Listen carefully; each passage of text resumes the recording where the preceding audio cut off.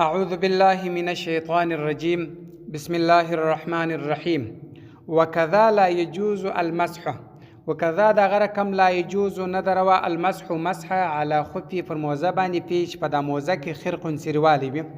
دغه مسح ندروا دا رقم لکه تیر چې لا يجوز نو روا مس پر جرموقین باندې هغه جرموقین چې چیرې ولې یعنی موزه روغي وي خو جرموقین چیرې وي پر هغه چې مس نه وروا پر دې باندې نه دروا فيه چې په دغه موزه کې خرق سروالی کبیر ډیر ما هغه تبینو چې معلومیږي منه د دیسه مقدار 3 اصابعی د اندازه د درو ګوتو اندازه چیرې وي سری وي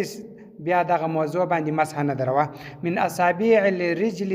د پښو د ګوتو سره یعنی هغه د پښو ګوتې په امکان کچيري و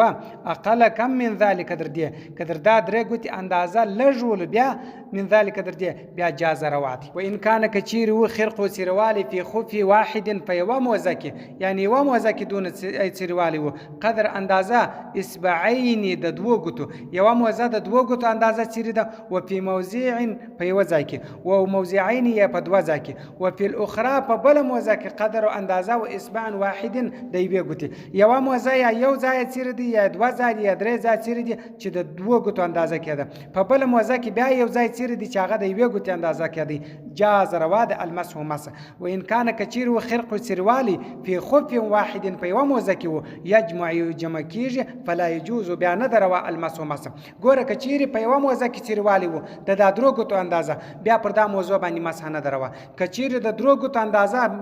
سروالي په دواړو موضوع کې وو یعنی څه په دایو کې وو څه په دابل موزه کې وو چې دواړه سره راځي کې بیا د درو ګوتو اندازه کې ده پر دغه موضوع باندې بیا مسح جایز دروا ده و یشترط شرطیج ظهور ښکاروالی اصابع د ګوتو بکمالها پر یعنی یو اندازه چې پراوي پردره ګوت قدر ولو ظاهر کشکارس ابهام او ابهامه ګوت و یدا مقدار او اندازه و 3 اصابع د درو ګوتو من غیرها ما سوا د دیزه جاز په دې موزه باندې مسح روا ده ولو کان کچيري وو طول دغه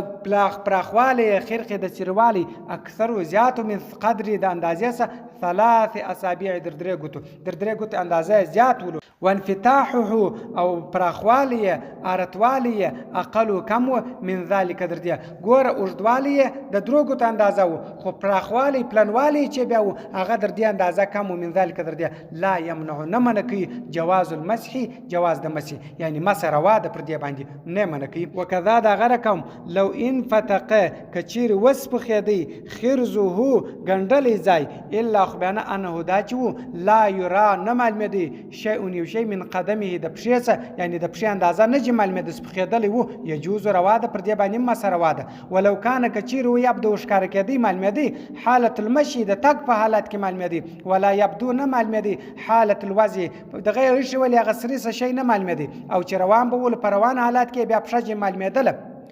يمنع منکی دغه بیا مسح بیا په دغه موزه کې مسح منه ده کذا ذکره دغه رقم ذکر کړی دی په المحیط په محیط کې دغه بیان ذکر شوی دی وین کان کچیرو علی عکس پر عکس باندې یعنی په تک نه معلومه دي چې روان ول د موزه یعنی پښه نه معلومه ده دغه چې پرتاول سره درلو دی معلومه دي لا يمنع المسح دا بیا مسح نه منکی والخرق سروالي اذا وكان کچیرو فوق الكعب لوړ پر بجلک باندې او د بجلک سلوړ لا يمنع نه منکی کچیر موزه د بجلک سلوړ چیرې ولا درې ګوتې اندازې کڅلور ګوتې اندازې دا بیا مسح نه منکی یعنی مسح جایز ده پر دې باندې وین اراده کې اراده انده یخلا چې وکړي خفيه موزه فنزع وکش قدم او پښه من الخف د موزه غیر ما سوا ان القدم قدم چری په ساق یعنی په پنډي کې و قدم د موزه سکشي خو د خپل ځا سره پورته سول د پنډي د ځا یعنی دغه پښه سره د بجلک سره چلور دي د موزه په دغه ځای کې پښه ولا بعد ورسته انتقزمات د مسح بس مسح ماته سو ان نزع وکش بعض القدم بعضی پښه عن مکاني د خپل ځا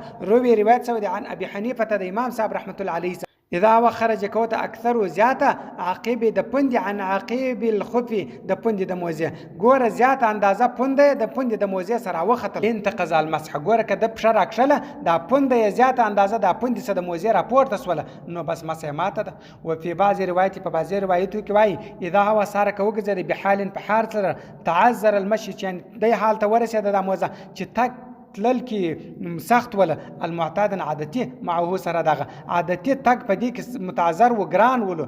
انتقض دغه موزه کې بیا مسه ماته ده، یعنی دغه په دې دا مسه بیا ختمه سو. وفي بعض روایات په بعضی روایتو کې بیا ایزن دغه رقم وای المعتبر معتبر چې دی ان بقي کفات او په موضع په ځای کې قرار د قدر القدم د پښې مقدار 3 اصابع د درو هغه پښه چې